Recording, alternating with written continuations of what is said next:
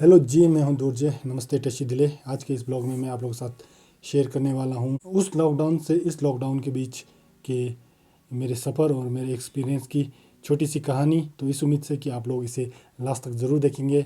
चलिए करते हैं ब्लॉग को शुरू। तो सबसे पहले मैं आप लोगों को बता दूं कि आज है 11 मई 2021 और मैं अभी हूं अपने गांव तेम्बातांग हेलम्बू नेपाल में। और पिछला जब लॉकडाउन लगा था मार्च 2020 में, तो उन दिनों में गोवा में था।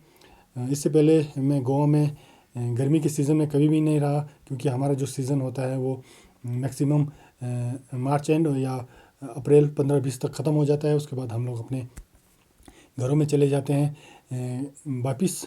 तो इस बार लॉकडाउन की वजह से जो है हमें वहीं पे रहना पड़ा। जो ये 90 दिन का जो लॉकडाउन था उसे हम लोगों ने पूरा किया। और जब ऑनलाइन ट्रेन की टिकटें शुरू हो गई थी तो मैंने कोशिश की कि मुझे भी शायद टिकट मिल जाए। तो मैंने कोशिश की और होपफुली मुझे ट्रेन की टिकट मिल गई। तो मैंने अपना बैग पैक किया और 3 जुलाई 2020 को मेरी ट्रेन थी। तो मैं अपना सामान लेकर टैक्सी करके रेलवे स्टेशन पहुंच गया। और मैंने सोचा नहीं था कि इतनी ज़्यादा भीड़ होगी, क्योंकि जो ये ट्रेन गोवा से दिल्ली के लिए थी ये सिर्फ एक ही ट्रेन थी। तो भीड़ काफ़ी थी। तो मुझे लगा था कि शायद सोशल डिस्टेंस को ध्यान में रखकर ही टिकटें दी जा रही होगी, लेकिन ऐसा नहीं था, क्योंकि जितनी भी ट्रेन की टिकटें थी ऑनलाइन में सभी टिकटें दी जा रही थी।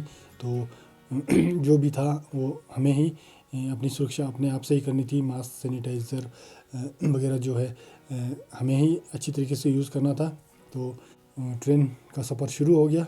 और सबसे बुरा एक्सपीरियंस जो है इस बार ट्रेन में जो खाने को लेकर हुआ, क्योंकि जो डिब्बाबंद खाने ही मिल रहे थे, बाकी जो दूसरे खाने बिल्कुल भी नहीं मिल रहे थे। तो मैंने ज़्यादा खाना डाला भी नहीं था, तो वही खाने उसी खाने से गुजारा करना पड़ा। तो 36 घंटे के सफ़र के बाद अगले दिन सुबह तकरीबन 5:30 बजे दिल्ली पहुंच गए। दिल्ली पहुंचने के बाद क्योंकि सफ़र मुश्किल था, इसलिए मैंने पहले से ही जो है गाड़ियों की टिकट वगैरह पहले ही कंफर्म कर ली थी। तो वहाँ पहुंचकर जो है रेलवे स्टेशन से जहाँ पे गाड़ी लगी थी वहाँ के लिए मैंने ऑटो किया और मैं वहाँ से चला गया। और वहाँ जाते ही गाड़ी मिल गई। मैंने सामान वगैरह गाड़ी में रखवा दिया और तकरीबन 10-10:30 बजे जो है वहाँ से हमारी गाड़ी चल पड़ी। और अगले दिन सुबह तकरीबन 6 बजे हम लोग जो है बॉर्डर पे पहुँच गए थे। तो जब बॉर्डर में पहुँचे तो काफ़ी बारिश हो रही थी। बारिश जब से मैंने अपना जर्नी स्टार्ट किया तब से ही बारिश हो रही थी, क्योंकि जब मैं रेलवे स्टेशन के लिए गोवा के लिए पहुंचा तब भी बारिश हो रही थी, दिल्ली पहुंचा तब भी बारिश हो रही थी। और अभी जब मैं बॉर्डर में पहुंचा इंडिया नेपाल के बॉर्डर में, तो वहाँ पर भी काफ़ी बारिश हो रही थी। थोड़ी देर रुकने के बाद जो है बारिश थमने के बाद फिर मैंने बॉर्डर को क्रॉस किया। बॉर्डर क्रॉस करने के बाद वहाँ पर काफ़ी सिक्योरिटी बहुत अच्छी थी। तो हमारे नाम वगैरह वहाँ पे एंट्री किए जा रहे थे और उसी हिसाब से जो है हमें आगे जाने के लिए सलाह मिल रही थी। तो वहाँ पे अपना नाम एंट्री करवाने के बाद आर्मी, नेपाल आर्मी की एक गाड़ी है, उसमें हमें बिठाकर होल्डिंग सेंटर के लिए ले जाया गया। होल्डिंग सेंटर में काफ़ी ठीक ठाक था, मतलब फैसिलिटी जो है काफ़ी अच्छी थी। वहाँ पर जाते जो है हमें पानी, खाना दिया गया और भी चीज़ें जैसे कि मास्क, सैनिटाइज़र, ब्रश, साबुन वगैरह और भी छोटी मोटी चीज़ें दी गई जो कि हमें आगे जाके काम आने वाली थी। तो वहाँ पर हमसे पूछा गया कि हमें कहाँ जाना है। उसी हिसाब से जो है सभी को अलग अलग रखा जा रहा था। जैसे कि मुझे काठमांडू जाना था तो मुझे काठमांडू के ग्रुप में डाला गया, और बाकी जिसको जहाँ जहाँ जाना था उस हिसाब से उन्हें अलग किया गया। और हमसे पूछ कर कि भाई कौन सी गाड़ी में जाएंगे, कैसे जाएंगे, क्योंकि भाड़ा जो है वो हमें ही देना था। वो लोग सिर्फ फैसिलिटीज़ के हिसाब से हमें गाड़ी करके दे रहे थे। तो हम लोगों ने तकरीबन 8-9 लोगों ने मिलकर एक गाड़ी को बुक किया और वहाँ से हम लोग चल पड़े तकरीबन दिन को 12-1 बजे। तो उसके बाद जब सफ़र काफ़ी अच्छा रहा था, बीच में हम लोगों ने रुक कर एक जगह लंच भी किया गया। जहाँ पर हम लोगों ने लंच किया गया वहाँ पर भी काफ़ी सैनिटाइज़ वगैरह की फैसिलिटी थी। हमें अच्छी तरीके से चेक करके ही अंदर आने दिया जा रहा था। और पूरे सफ़र में जो है काफ़ी चेकिंग हो रही थी, पूछताछ हो रही थी, मतलब कुल मिला के काफ़ी टाइट सिक्योरिटी थी। तो जब हम काठमांडू बॉर्डर पर पहुँचे, जहाँ से काठमांडू के लिए एंटर होते हैं, वहाँ पर काफ़ी जाम लगा हुआ था और फिर उस समय भी काफ़ी बारिश हो रही थी। तो हमें तकरीबन 2-2.5 घंटे वहाँ पर बैठना पड़ा, क्योंकि हमें उसी हिसाब से ले जाया जा रहा था, क्योंकि हम लोग बाहर से आए थे। तो हम पर काफ़ी नज़र रखी गई थी ताकि हम लोग कहीं इधर उधर ना चले जाएं। तो तकरीबन 10:30 बजे जो है हम लोग रात को पहुँचे हैं काठमांडू के होल्डिंग सेंटर में, क्योंकि वहाँ से जो है हमें चेंज कर करके ले जाया जा रहा था गाड़ी के द्वारा। तो जो हमें गाइड करने वाले थे आगे, वो कुछ 2-1 किलोमीटर के बाद चेंज हो रहे थे। उसके बाद तकरीबन 10:30 बजे हम लोग वहाँ पे पहुँचे।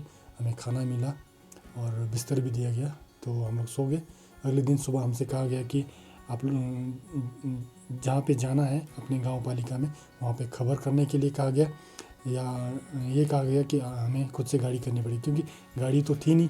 तो मैंने अपने गांव के अध्यक्ष को कॉल किया, उन्होंने काफ़ी अच्छे से कोऑपरेट किया और उन्होंने हमें ले जाने के लिए गाड़ी भी भेज दी। हम लोग 4 लोग थे। तो उन्होंने गाड़ी तकरीबन 2-2:30 बजे भेज दी थी और हम लोगों ने अपना सामान पैक किया और हम लोग वहाँ से निकल पड़े क्वारंटाइन सेंटर बैठने के लिए। तो तकरीबन रात को 9 बजे हम लोग क्वारंटाइन सेंटर पहुँच गए थे। हमारे टिम्बू, हमारा जो गांव पालिका का जो ऑफिस है वहाँ पे टिम्बू में, तो वहाँ पे जो स्कूल है उसी को क्वारंटाइन सेंटर बनाया गया था। और यहाँ पर भी काफ़ी अच्छी फैसिलिटी थी खाना, पानी, टॉयलेट, रूम, जो क्लासरूम्स है उसे जेंट्स को अलग दिया जा रहा था, लेडीज़ को अलग दिया जा रहा था, और जो फैमिली वाले हैं उसे अलग से दिया जा रहा था, जो कि काफ़ी अच्छी बात थी। तो तकरीबन 10 दिन बैठने के बाद जो है हमारा PCR चेकअप हुआ, और जब 15 दिन पूरे हो गए तो हमारी रिपोर्ट आ गई। और हमारी जो रिपोर्ट थी नेगेटिव थी सबकी। तो उस दिन हमसे कहा गया कि आप लोग अब अपने घर जा सकते हैं। तो हम लोगों ने खाना खाया और अपना बैग लेकर गांव के लिए निकल पड़े। तो क्वारंटाइन सेंटर से और मेरे गांव में आने के लिए तकरीबन सामान के साथ तकरीबन 3 घंटा लग जाता है। तो मैं धीरे धीरे ऊपर चढ़ने लगा, क्योंकि क्वारंटाइन सेंटर से हमारे गांव को जाने के लिए काफ़ी चढ़ाई चढ़नी पड़ती है। तो वहाँ से हम लोग मैं तकरीबन 7-8 बजे जो है अपने घर में पहुँच गया था। और यहाँ पर भी बहुत ज़्यादा बारिश हो रही थी, तो मैं पूरा भीग गया था, मेरा सामान भी भीग गया था। और इस तरीके से जो है मैं पहुँच गया अपने घर में। तो अगले दिन से 1-2 दिन मैंने खुद को ही घर में क्वारंटीन करके रख लिया, तो ताकि लोगों को जो है दिक्कतें ना हो, क्योंकि लॉकडाउन की वजह से काफ़ी लोग जो है घरों में ही थे गांव में इस बार, क्योंकि इससे पहले गांव में उतने लोग नहीं होते थे। तो इस बार काफ़ी लोग थे, काफ़ी लोगों के साथ बैठने के लिए मौका मिला, उनके साथ काम करने का, बहुत सारी चीज़ों को सीखने का मौका मिला। और अभी पिछले 1 महीने तक जो है गांव में काफ़ी लोग थे। तो जैसे सीज़न शुरू हो गया तो काफ़ी लोग जो है चले गए। मैं फिर भी अभी अपने गांव में ही हूँ, क्योंकि मेरा जो सीज़न होता है वो अक्टूबर-नवंबर के बाद ही शुरू होता है। तो ये जो बरसात का समय है, मुझे अभी यहाँ गांव में रहना है।